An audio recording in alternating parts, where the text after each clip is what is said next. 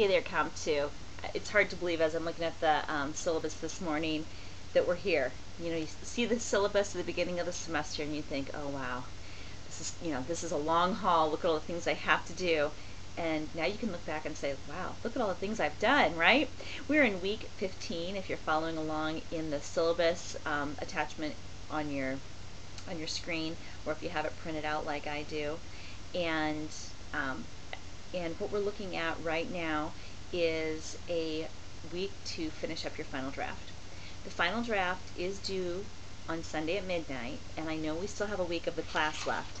The idea here is that it gives me a week to give you back the paper where we're still in communication, so that you can have a week to submit a polished final draft to your e-portfolio. And that's part of the requirements. We've talked about that already. If you have questions in your drafting, obviously your final drafting, let me know. A couple things that I want to just remind you of. It's a research-driven paper, and it is a persuasive or problem-solving position paper. Make sure that your purpose is consistent there. Second, avoid the word you, because it sounds kind of preachy, it can sound derogatory, and it can even sound kind of narrow. There are times when you can use a personal I on research papers. I have not limited that. Make sure you are being deliberate with it and not just being lazy with the pronoun. Make sure that every paragraph has at least one citation. That does not mean a quote. A quote is word for word in quotes with citation. A citation is your paraphrase or your own words using information from a source as your credibility check with a citation. Okay, so because it's research driven, you need to make sure you have at least one citation in every paragraph.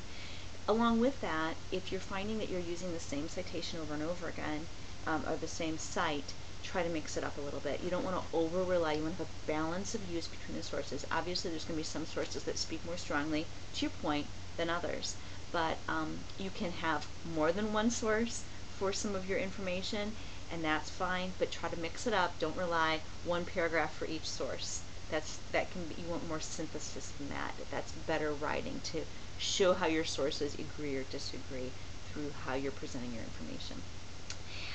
Then anything that's in the parentheses, there should be a last name, or if there's no last name, it might be a title to the, if there's no specific authorship, you have to use the title for your writing, and a page number if it's a source that has pagination, and if it doesn't, just drop my book there, if there's no page numbers, then you use paragraph numbers. There always is a number with a citation unless it's an audio or video source, so make sure you're being particular with that. Also, the first thing that's in the parentheses for your citation should be the thing that ends up on the works cited page. So if it's Jones, then Jones's name is going to be the first thing cited, or the first part of the entry for the citation on the works cited.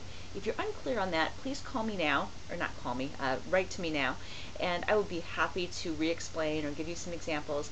It's also in the MLA portion of the Erin text, and if you are in a situation where you don't have your textbook with you but you need a cite, check out the Purdue Online Writing Lab as a really great resource, and I believe that EasyBib.com and NoodleBib are both free sites that will actually create a works cited for you. They won't do your internal citations, but at least you can get your works cited page done through those types of citation engines is what they're called. So have a great week. I know it's a big one, but you can look at everything you've already done and feel a certain amount of satisfaction even as you are writing this week. Have a great time writing. Bye-bye.